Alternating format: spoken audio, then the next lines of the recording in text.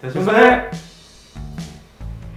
안녕하세요. 이대서울병원 최아름입니다. 오늘도 조영관 선생님 모시고 진행해 보도록 하겠습니다.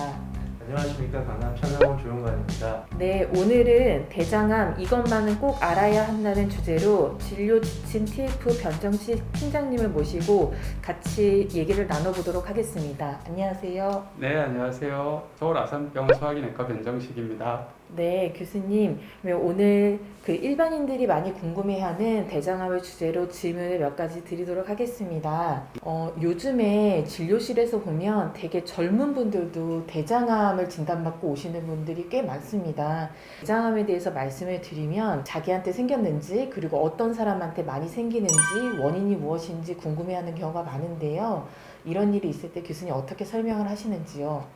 대장암의 위험 인자는 여러 가지가 알려져 있는데요. 대표적으로 알려져 있는 위험 인자들은 남성, 고령, 대장암 가족력, 흡연이나 과도한 음주, 비만, 운동 부족 등이 있습니다. 하나씩 한번 살펴보도록 하겠습니다. 우선 남성인데요. 우리나라 중앙암등록 사업 데이터를 보면 2018년 한 해 동안 우리나라에서 남성에서는 16,600여 명 정도가 새로 대장암이 진단되었고요. 여성에서는 11,200여 명 정도에서 대장암이 진단이 되었습니다.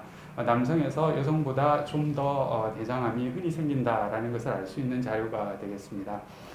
하지만 그렇다고 여성이 대장암에서 안전한 것이냐? 꼭 그렇지만은 않습니다. 여성의 경우에도 유방암, 갑상선암에 이어서 세 번째로 대장암이 흔한 암입니다. 따라서 남성에 비해서 상대적으로 여성은 대장암의 위험도가 좀 적다라고 말씀드릴 수 있는 것이지, 이 절대적인 빈도에 있어서는 여성도 대장암으로부터 자유로울 수는 없다, 이렇게 말씀드릴 수 있겠고요.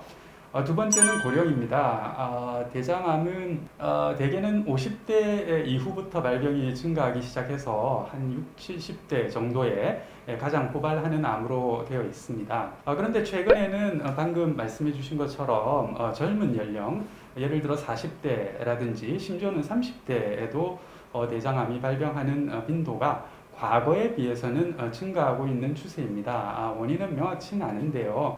육류 위주의 어떤 섭취라든지 운동 부족과 같은 여러 가지 서구화된 생활 패턴, 항균제 사용 등등 여러 가지 이유들이 제한되고는 있는데, 어쨌든 원인은 명확하지 않지만 이런 젊은 연령에서도 대장암의 빈도가 증가하고 있기 때문에 우리가 관심을 가져야 되고요. 특히 이 대장암 가족력과 같은 다른 위험 인자가 있는 경우에는 젊은이들도 조금 더 관심을 가지고 볼 필요가 있다고 생각합니다. 흡연과 과도한 음주 등도 대장암 위험도를 증가시킵니다. 따라서 금연하고 절주하는 것이 좋겠고요. 비만이나 운동 부족도 대장암의 위험도를 증가시키는 것으로 되어 있습니다. 따라서 육류 위주의 식사를 하는 것은 좀 자제하는 것이 좋겠고, 규칙적으로 운동을 함으로써 비만해지지 않도록 하는 것이 중요하다고 할 수 있겠습니다. 네, 교수님. 위험한 인자를 갖고 있는 분들은 좀 더 유의해서 검사를 하는 게 중요하다는 말씀이셨던 네. 것 같습니다. 교수님, 모든 대장 용종은 치료를 안 하면 항상 대장암이 된다고 생각을 해야 되나요? 꼭 그렇지만은 않습니다. 대장 용종에는 사실 여러 가지 종류가 있습니다. 햄종이라든지 과형성 용종, 염증 용종 등 대장 용종의 종류가 여러 가지인데요.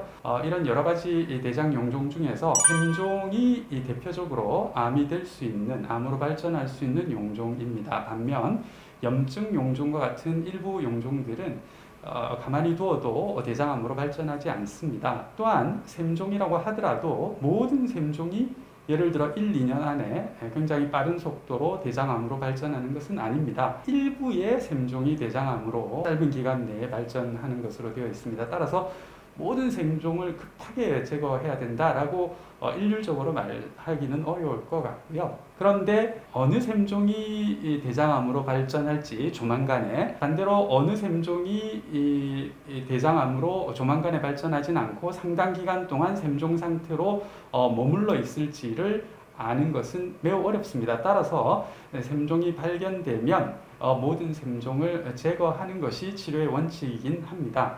반면 앞서 말씀드린 것처럼 염증 용종과 같이 대장암으로 발전하지 않는 용종들은 예를 들어 출혈과 관련이 있다든지 등등과 같은 특수한 상황이 아니면은 굳이 제거할 필요가 없습니다.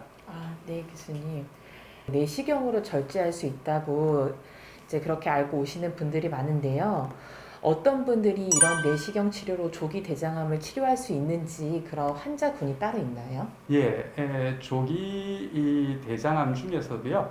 아주 초기의 조기 대장암은 대장벽 밖에 림프절이라는 구조물이 있는데 그 림프절에 암세포가 전이해 있지 않고 대장 안에 조기 대장암이 생긴 그 위치에만 머물러 있습니다. 이런 경우에는 내시경 절제술로 조기 대장암이 생긴 위치에 있는 그 암들을 완벽하게 절제해낸다면은 몸에 있는 모든 암세포를 다 제거한 셈이 되기 때문에 완치를 기대할 수가 있습니다. 반면 조기 대장암이라고 하더라도 다소 진행한 조기 대장암의 경우에는 대장 밖에 있는 림프절이라는 구조물에 암세포가 전이해 있는 경우가 종종 있습니다. 그런데 내시경 절제술로는 대장 밖에 있는 림프절을 제거할 수는 없기 때문에 이런 경우에는 수술을 시행해야 됩니다. 그렇다면 조기 대장암에서 림프절 전이가 있는 조기 대장암인지 림프절 전이가 없는 조기 대장암인지를 정확하게 추정하는 것이 중요할 텐데요. 이러한 림프절 전이 여부를 추정하는 방법은 내시경 전문의가 특수 내시경 등의 여러 가지 검사를 통해서 판단을 하고 추정을 하게 됩니다. 내시경 절제술로 절제된 병리 검체에 대해서는 저희가 조직 검사를 다시 시행하게 되고요. 병리 조직 검사에서 한 번 더 림프절 전이의 가능성 여부를 판단하게 됩니다. 병리 조직 검사에서 림프절 전이 가능성이 매우 낮다, 거의 없다라고 생각하면 내시경 절제한 것으로 치료를 종료하게 되고요. 추적 검사만 시행하면 되겠고, 만약 병리 조직 검사에서 림프절 전이의 가능성이 없지 않다라는 소견이 나오면 림프절을 절제하기 위해서 외과적인 수술을 추가 시행하게 됩니다. 네. 교수님, 혈변이 나와서 대장암이 걱정돼서 이제 진료를 보시러 오는 환자분들이 많으신데요. 혈변이 나오면 대장암 확률이 많은지, 그리고 꼭 대장 내시경 검사를 해야 되는지, 그리고 혈변 이외에 대장 내시경을 꼭 해야 되는 경우는 어떤 경우 있는지 설명해 주시면 감사드리겠습니다. 혈변이 대장암의 중요한 증상인 것은 맞습니다. 하지만 혈변이라는 것이 반드시 대장암에서만 나오는 것은 아니고요.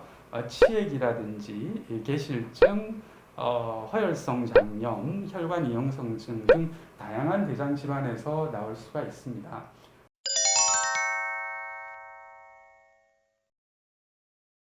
또한 대장암 중에서도 항문에서 가까운 직장암인 경우에는 혈변을 보이는 경우가 비교적 흔하지만 항문에서 멀리 떨어져 있는 우측 대장, 즉 상형결장에 생긴 암인 경우에는 혈변을 보이는 경우가 상당히 드뭅니다. 따라서 혈변만으로 우리가 대장암을 의심하고 진단하는 것은 완벽하지 않다라고 이야기할 수 있겠고요. 따라서 증상이 없더라도 40대 중반에서 적어도 50세 정도가 되면 우리나라 국가암검진에서 제공하고 있는 대변 잠열 검사라든지 혹은 대장 내시경 검사를 통해서 대장암 검진을 시행하는 것이 좋겠다라고 말씀드릴 수 있겠습니다. 한편 혈변 이외의 대장암을 저희가 추정해 볼 수 있는, 예상해 볼 수 있는 대장암을 시사하는 증상으로는 평소와 달리 대변의 굵기가 굉장히 가늘어졌다든지 대변을 한 번에 다 보기가 힘들고 뭔가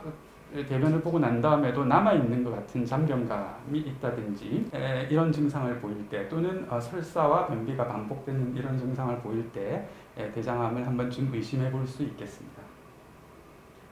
그리고 위염처럼 대장염이 심하면 대장암의 확률이 높은지 그런 점에 대해서 좀 설명 부탁드리겠습니다. 대장염도 종류가 여러 가지인데요. 우리가 흔히 식중독이라고들 알고 있는 급성 감염성 장염이라든지 허혈성 장염, 개실염 등과 같은 대부분의 급성 장염들은 대장암 위험도를 증가시키지는 않는 것으로 되어 있습니다. 따라서 이런 장염과 대장암을 연관지어서 걱정할 필요는 없겠고요. 다만 일단 발병하게 되면 평생 동안 완치되지 않고 악화와 호전을 반복하게 되는 만성 염증성 장질환, 즉 궤양성 대장염과 대장을 침범한 크론병의 경우에는 대장암 위험도가 증가하는 것으로 되어 있습니다.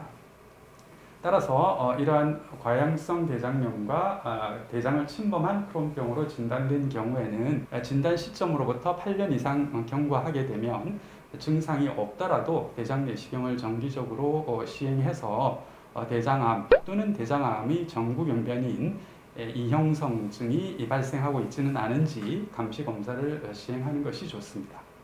요즘 그러면 염증성 장질환 환자에 있어서 얼마 간격으로 대장 내시경을 해야 되는지 말씀해 주실 수 있으십니까? 예, 그것은 일률적이지는 않은데요. 궤양성 대장염이 얼마나 심하냐, 궤양성 대장염이 대장을 침범한 너비 정도, 면적이 얼마나 넓으냐, 그 밖에 궤양성 대장염과 연관지어서 생길 수 있는 장 외에 다른 병변들이 있을 수 있습니다.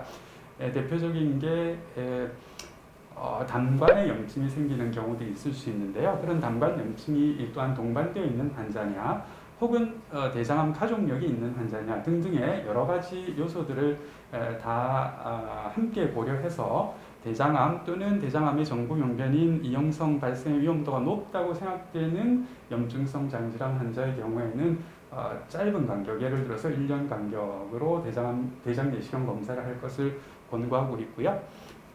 그런 여러 가지 요소들을 고려했을 때 대장암 발병 위험도가 상대적으로 조금 높기는 하지만 상대적으로 아주 높지는 않은 만성 염증성 장질환 환자라고 생각되는 경우에는 3년 간격이라든지 조금 더 넓은 간격으로 대장 내시경 검사를 시행할 것을 권고하고 있습니다. 교수님 마지막으로 국민들께 하시고 싶은 말씀이 있으면 한 말씀 부탁드리겠습니다. 예, 대장암은 오늘 말씀드린 것처럼 상당히 흔한 암입니다. 그리고 앞서 말씀드렸던 것처럼 샘종성 용종에서 대부분 발전할 수 있는 암입니다. 그런데 샘종성 용종의 경우에는 대장 내시경으로 절제해서 치료를 할 수 있고요. 절제해서 치료할 경우에 대장암이 발생하는 것을 예방할 수가 있죠. 대장암 정구병변인 샘종성 용종 단계 또는 조기 대장암 단계, 이런 단계에서 발견하는 것이 굉장히 중요하겠고요. 이런 단계에서 병변을 발견하기 위해서는 증상이 없더라도 대장암 검진을 정기적으로 받는 것이 매우 중요합니다. 네, 교수님. 오늘 말씀 주신 것 중에서 국가암 검진을 잘 챙겨서 하고, 그리고 대장암의 위험인자, 가족력을 가진 분들이나 아니면은 대장암을 시사하는 증상들이 있는 분들은 좀 더 적극적으로 검사를 할 필요가 있다는 말씀이 인상이 깊었습니다. 오늘 대장암에 대해서 되게 명쾌하게 여러 좋은 정보들 말씀해 주셔서 감사합니다. 네, 저희는 다음 주에 좀 더 새로운 정보와 재미있는 주제를 가지고 찾아뵙도록 하겠습니다. 감사합니다. 엔도! 투게더!